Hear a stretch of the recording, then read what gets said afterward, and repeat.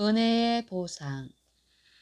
마태복음 19장 16절로 30절, 20장 1절로 16절, 마가복음 10장 17절로 31절, 누가복음 18장 18절로 30절에 의거함. 하나님께서 값없이 주시는 은혜에 관한 진리를 유대인들은 거의 잊어버리고 있었다. 랍비들은 노력에 따라 하나님의 은총을 얻는 것이라고 가르쳤다. 그들은 의인이 받을 보상을 저희 자신의 행위로서 얻어보려고 하였다. 그리하여 저희의 예배는 이욕을 탐하고 돈에 팔린 정신에서 출발하게 되었다. 그리스도의 제자들까지도 이 그릇된 정신을 끊어버리지 못했다. 그래서 그리스도께서는 이 같은 그릇된 정신을 깨우쳐 주기 위하여 늘 기회를 찾고 계셨다. 예수께서 품꾼에 대한 비유를 말씀하시기 바로 전에 그분께서 바른 원칙을 제시할 수 있는 사건이 일어났다. 예수께서 길을 걸어가고 계실 때에 한 젊은 관원이 달려와서 존경하는 태도로 꿇어엎드려 인사하며 말하기를, 선한 선생님이여, 내가 무엇을 하여야 영생을 얻으리이까? 라고 하였다. 이 관원이 그리스도께 이러한 질문을 했을 때 그는 그분을 하나님의 아들이 아닌 다만 한 지체 높은 랍비로 인식하고 있었다. 구주께서는 내가 어찌하여 나를 선하다 일컫느냐? 하나님 한 분 외에는 선한 이가 없느니라 라고 말씀하셨다. 내가 어떤 근거를 가지고 나를 선하다고 일컫느냐? 하나님 한 분만이 선하신 분이니라. 만일 네가 나를 그런 분, 곧 하나님으로 인정한다면 너는 나를 하나님의 아들과 그분의 대표자로 받아들여야 한다. 예수께서 덧붙여서 내가 생명에 들어가려면 계명들을 지키라고 말씀하셨다. 하나님의 품성은 그분의 율법 속에 나타나 있으므로 네가 하나님과 융화하려면 그분의 율법의 원칙들이 내 모든 행동의 근원이 되어야 한다고 하셨다. 그리스도께서는 율법의 요구를 감소시키지 않으셨다. 그분은 율법을 지키는 것이 영생을 얻는 조건임을 오해할 수 없도록 분명하게 말씀하셨다. 이 조건은 아담이 타락하기 전에 그에게 요구했던 것과 같은 것이다. 주님께서는 에덴 동산에서 사람들에게 요구하셨던 것보다 오늘날 사람들에게도 요구하시는데 곧 완전한 순종과 흠없는 의를 요구하신다. 은혜의 언약 하에서 하나님이 요구하시는 것은 에덴에서 사람에게 요구하셨던 것과 같은 것이니 곧 거룩하고 의롭고 선한 하나님의 율법과 일치하는 것이다. 계명들을 지키라고 말씀하셨을 때 이 청년은 어느 계명이오니이까? 라고 물었다. 이 청년은 어떤 의식적 율례에 대하여 말씀하시는 것으로 생각했다. 그러나 그리스도께서는 분명히 시내산에서 반포하신 율법을 말씀하셨다. 그는 둘째 돌비에 기록된 여러 계명을 말씀하신 다음에 이것들을 내 이웃을 내 몸과 같이 사랑하라는 한 계명으로 요약하셨다. 이 청년 관원은 서슴지 않고 이 모든 것을 내가 지키었사오니 아직도 무엇이 부족하니이까? 라고 말했다. 율법에 대한 이 관원의 개념은 표면적이고 피상적인 것이었다. 사람의 표준에 따라 판단할 때 그는 흠없는 품성을 보존해왔다. 그의 외적 생애는 별로 죄가 없었다. 그는 솔직히 말해서 자기의 순종에는 결함이 없다고 생각했다. 그러나 그의 마음 속에는 자기와 하나님 사이에 옳지 않은 어떤 것이 있지 않을까 하는 두려움이 있었다. 그래서 그는 아직도 무엇이 부족하니까? 라고 묻게 되었다. 예수께서 내가 온전하고자 할진대 가서 내 소유를 팔아 가난한 자들을 주라. 그리하면 하늘에서 보화가 내게 있으리라. 그리고 와서 나를 좇으라 하시니 그 청년이 재물이 많음으로 이 말씀을 듣고 근심하며 가니라. 자신을 사랑하는 자는 율법을 범하는 자이다. 예수께서는 이 사실을 그 청년에게 보여주시려고 그의 마음속에 있는 이기심이 드러날 수 있는 시험을 주셨다. 예수께서는 그의 품성 가운데 있는 환부를 보여주셨다. 그 청년은 주님께서 더 이상 밝히 알려주시는 것을 원치 않았다. 그는 마음속에 한 가지 우상을 간직하고 있었다. 즉, 세상이 곧 그가 숭배하는 신이었다. 그는 모든 계명을 지켰다고 말했으나 실상은 그 모든 계명의 정신이 되고 생명이 되는 근본 원칙을 망각하고 있었다. 그는 하나님과 사람에 대한 진정한 사랑을 갖고 있지 않았다. 이것의 결핍은 그로 하여금 천국에 들어가게 할 수 있는 모든 조건의 결핍을 의미하였다. 그는 자신을 사랑하고 세상 재물을 사랑하므로 하늘의 원칙과 조화되지 못했다. 이 청년 관원이 예수님께 왔을 때 그의 진실성과 열성이 구주의 마음을 사로잡았다. 예수께서는 그를 보시고 사랑하셨다. 예수께서는 이 청년이 의의 전도자의 큰 일을 할 수 있음을 보셨다. 그는 당신을 다른 어부들을 받으신 것처럼 이 재능 있고 고귀한 청년도 기뻐 받으셨을 것이다. 이 청년이 만일 자기의 재능을 영혼을 구원하는 일에 바쳤을 것 같으면 그는 그리스도를 위하여 열성 있는 큰 일꾼이 되었을 것이다. 그러나 그는 먼저 제자가 되는 조건을 받아들이지 않으면 안 되었다.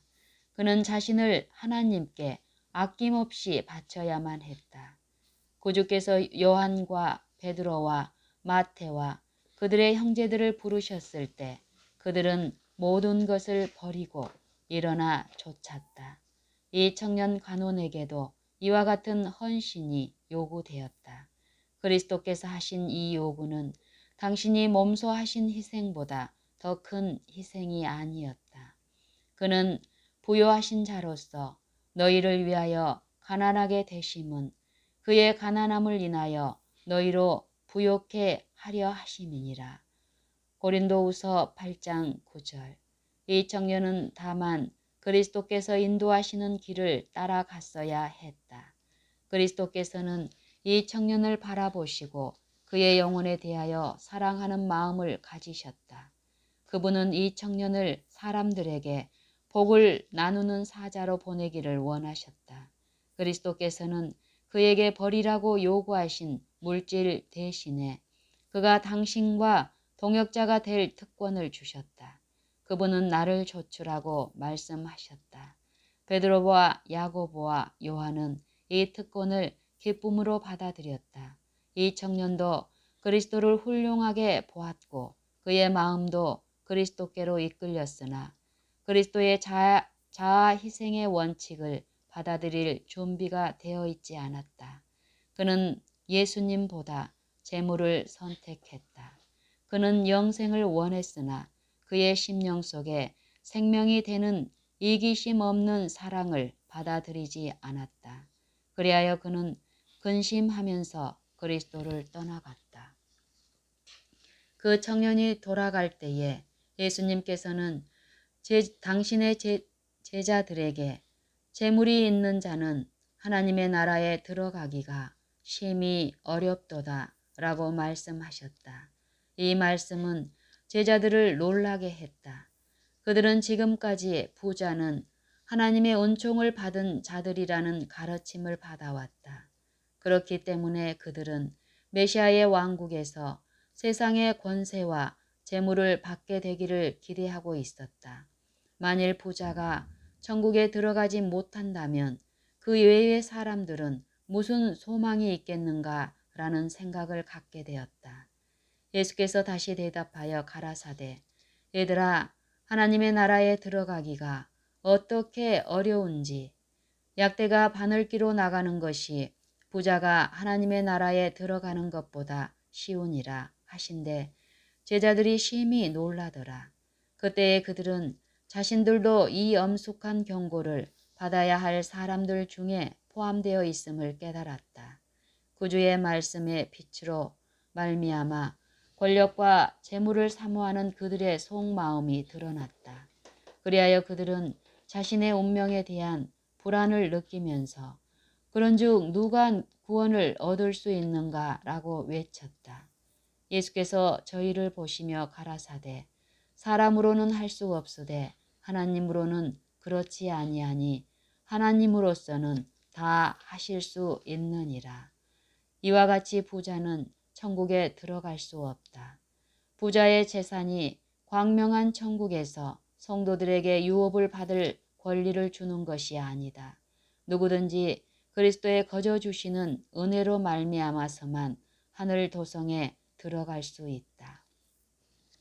너희는 너희의 것이 아니라 값으로 산 것이 되었다고 한 성령의 말씀은 가난한 자들에게 뿐만 아니라 부자들에게도 하신 말씀이다.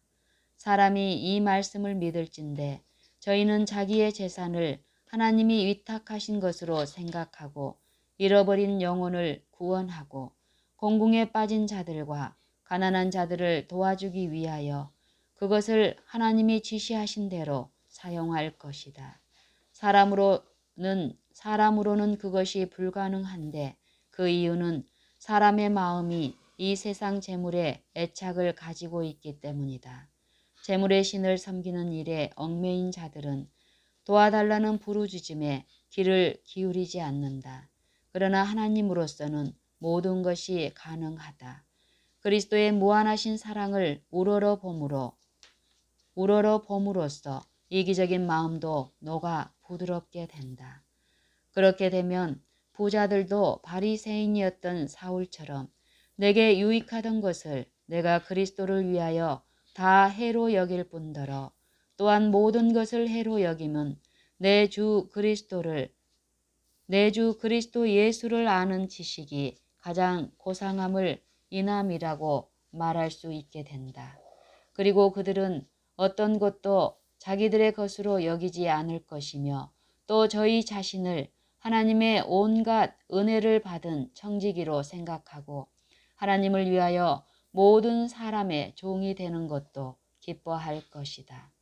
주님의 말씀에 감동을 받아 제일 먼저 그리스도의 제자가 된 사람은 베드로였다. 그와 그의 동생은 그리스도를 위하여 모든 것을 버린 일에 대해 만족스럽게 생각했다. 베드로는 보소서 우리가 모든 것을 버리고 주를 좇았나이다 라고 말했다. 그리하면 하늘에서 보화가 내게 있으리라는 관원에게 하신 조건적인 약속을 기억하면서 베드로는 자기와 자기 동료들의 희생적 대가로 무엇을 받게 되느냐고 물어보았다. 구주의 대답은 이 갈릴리 어부들의 마음을 놀라게 하였다. 다음의 말씀이 그들의 최고의 꿈을 실현시킨 명예를 묘사하고 있다. 내가 진실로 너희에게 이르노니 세상이 새롭게 되어 인자가 자기 영광의 보좌에 앉을 때에 나를 좇는 너희도 12보좌에 앉아 이스라엘 12지파를 심판하리라.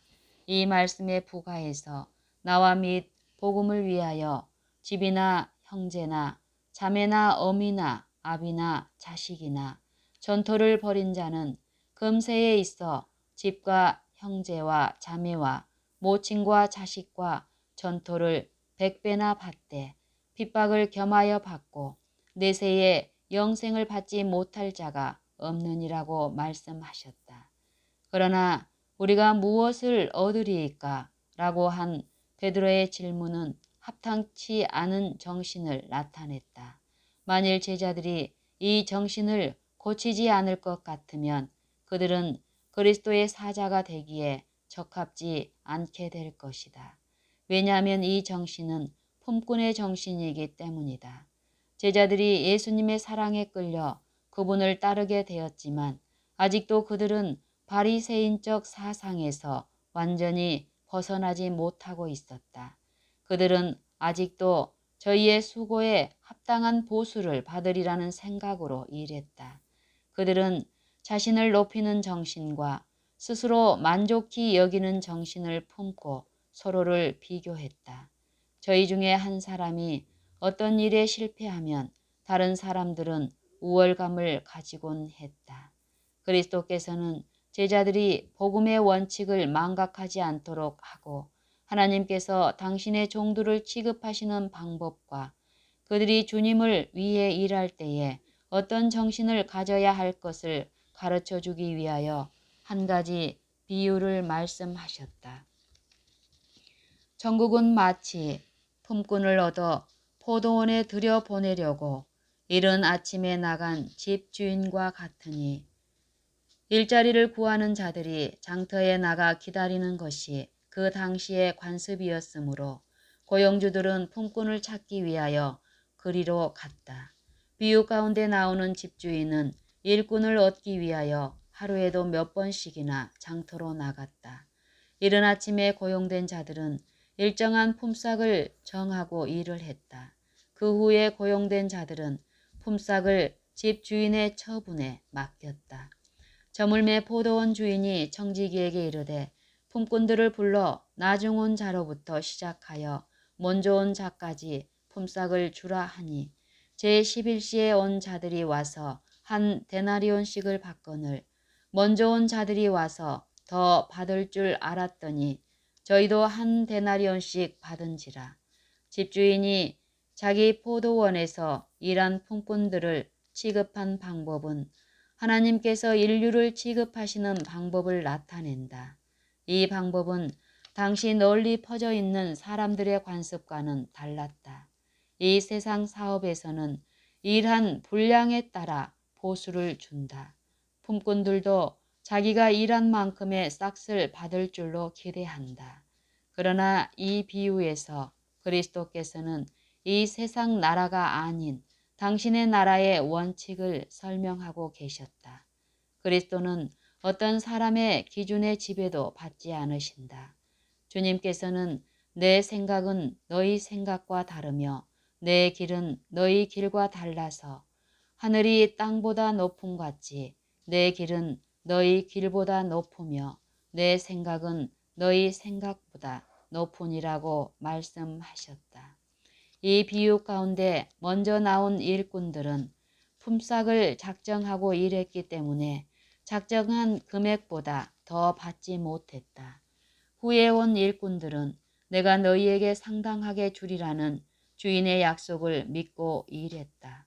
그들은 품삯에 대해 아무것도 묻지 않음으로써 주인에 대한 신임을 나타내었다. 그들은 주인이 정당하고 공평하게 처리해 줄 것을 믿었다. 그들은 자기들이 일한 분량에 따라 보수를 받은 것이 아니라 주인의 아량에 따라 보수를 받았다. 이와 같이 하나님께서는 우리가 경건치 않은 자를 의롭다 하시는 그분을 의지하기를 바라신다. 그분의 보수는 우리의 공로에 따라 주시는 것이 아니라 우리 주 그리스도 예수 안에서 정하신 당신의 뜻을 따라 주시는 것이다. 우리를 구원하시되 우리의 행한 바 의로운 행위로 말미암지 않고 오직 그의 긍휼하심을 조차 하신다. 그리고 주를 의지하는 자들을 위하여 우리의 온갖 구하는 것이나 생각하는 것에 더 넘치도록 능히 하실 것이다. 하나님께서 가치 있게 보시는 것은 우리가 한 일의 양이나 눈에 보이는 결과가 아니라 그 일을 한 정신이다. 11시에 포도원에 들어온 사람들은 저희가 일할 기회를 얻은 것에 대해 감사하는 마음이 있었다. 저희 마음은 그들을 일꾼으로 불러주신 주인에 대한 감사로 가득 차 있었다. 그리고 저녁이 되어 집주인이 그들에게 하루의 품삯을 지불해 주는 것을 보고 그들은 매우 놀랐다. 그들은 그만한 품삯을 받을 만큼 일하지 못한 것을 알고 있었다. 포도원 주인의 모습에 나타나 있는 친절함이 그들을 매우 기쁘게 하였다. 그들은 집주인의 인자함과 저희가 받은 후한 보수를 도무지 잊을 수 없었다.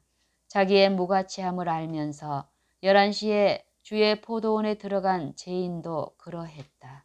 그가 일한 시간이 너무도 짧았기 때문에 품삯을 받을 자격이 없다고 생각했다. 그러나 그는 하나님께서 자기를 받아주셨기 때문에 마음에 기쁨이 충만했다. 그는 그리스도와 동역자가 된 특권을 감사히 생각하고 겸손한 마음으로 하나님을 의지하면서 열심히 일했다. 이러한 정신이야말로 하나님께서 높이기를 기뻐하시는 정신이다. 주님께서는 우리가 받을 보수의 다소를 생각지 말고 그분을 신뢰하기를 바라신다. 그리스도께서 우리 안에 거하실 때에는 보수에 대한 생각이 가장 큰 문제가 되지 않을 것이다. 그리고 그것이 우리의 봉사를 촉진하는 동기가 되지 않을 것이다. 물론 2차적인 의미로는 보상받을 것을 바라보아야 하는 것도 사실이다. 하나님께서는 우리에게 약속하신 당신의 축복을 감사하게 생각하기를 원하신다. 그러나 그분은 우리가 보상받는 일에 열중하거나 우리가 행하는 의무에 대해 모두 다 보수를 받아야 한다는 생각을 갖지 않기를 바라신다. 우리는 보상을 받기 위해서 너무 조급하게 행하지 말 것이며 보수 여하를 막론하고 옳다고 생각하는 일을 해야 한다. 하나님과 동료들에 대한 사랑이 우리 행동의 동기가 되어야 한다.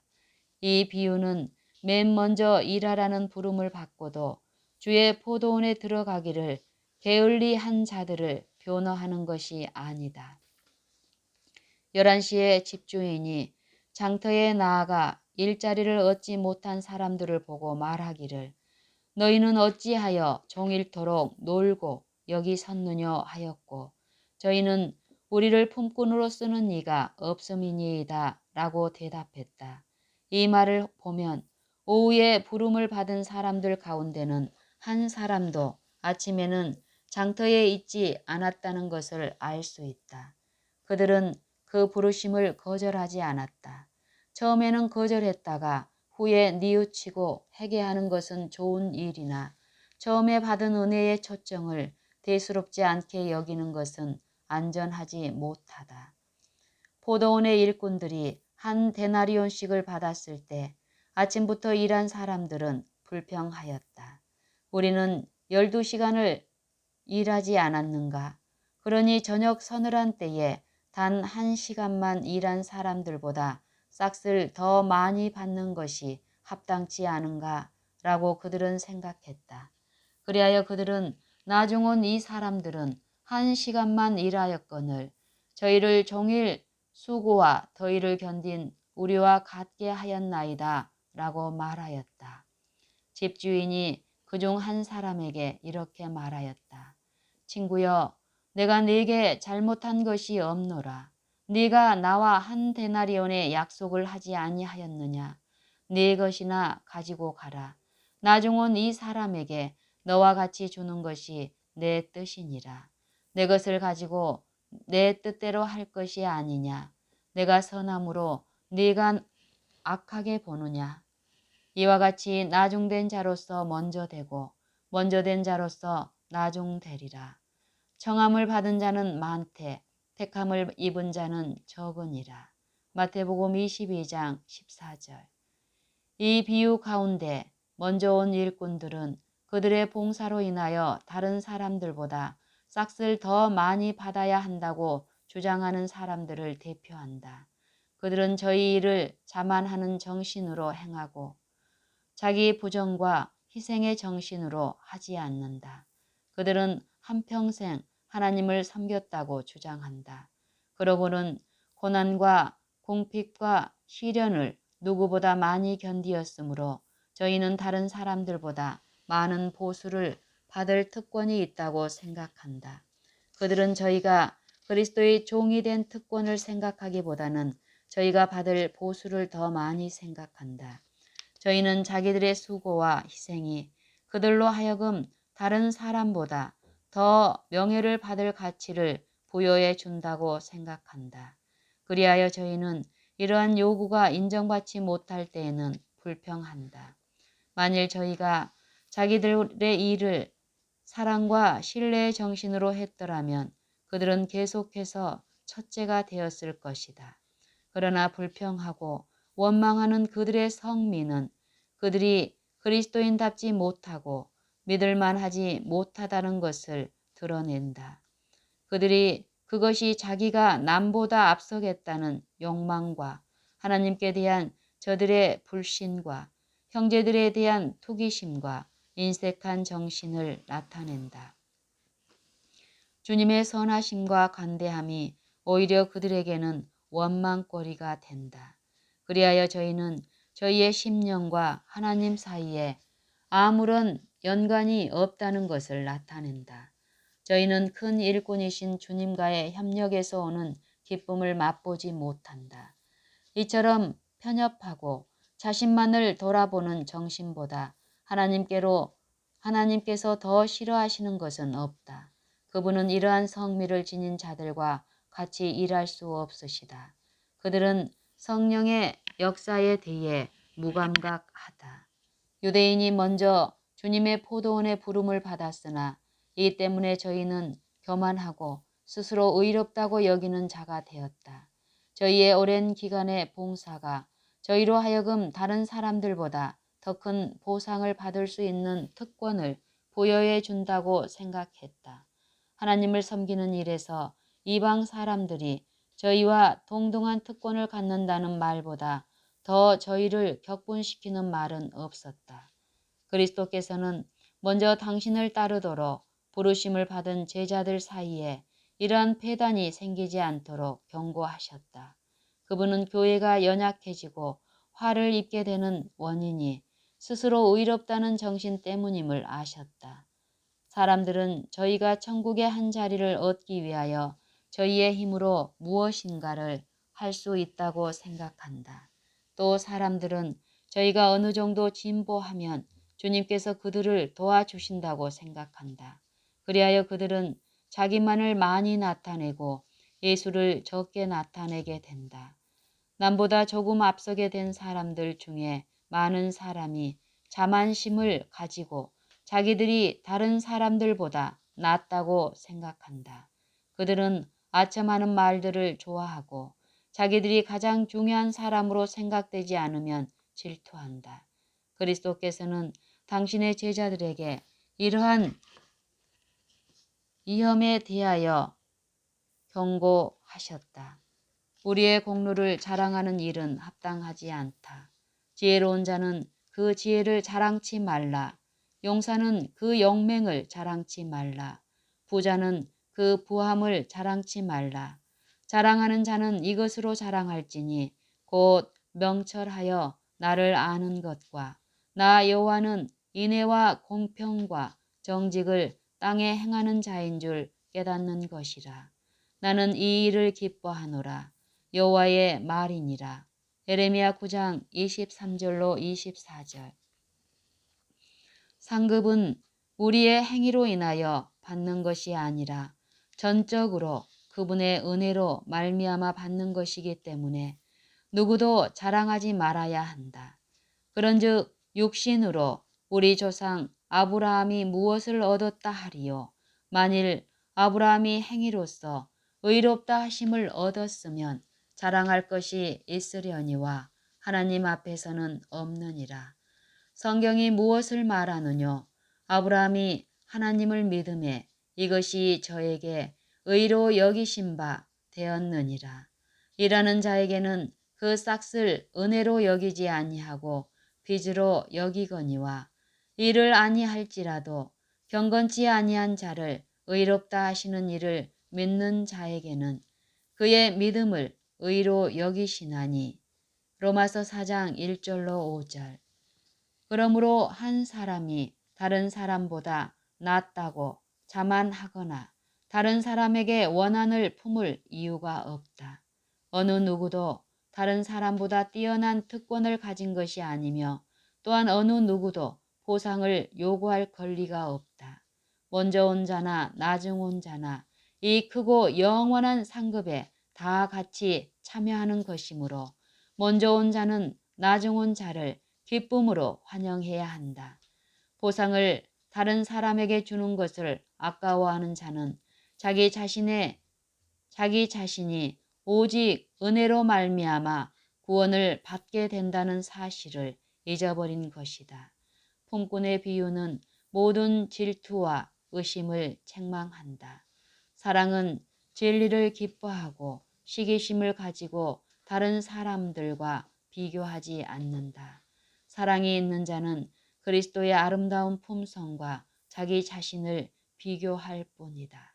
이 비유는 그들의 봉사 기간이 아무리 길고 수고가 아무리 많다 해도 저희 동포에 대한 사랑과 하나님께 대한 겸비함이 없을 것 같으면 이 모든 것이 아무것도 아니라는 사실을 모든 품꾼에게 경고하는 것이다.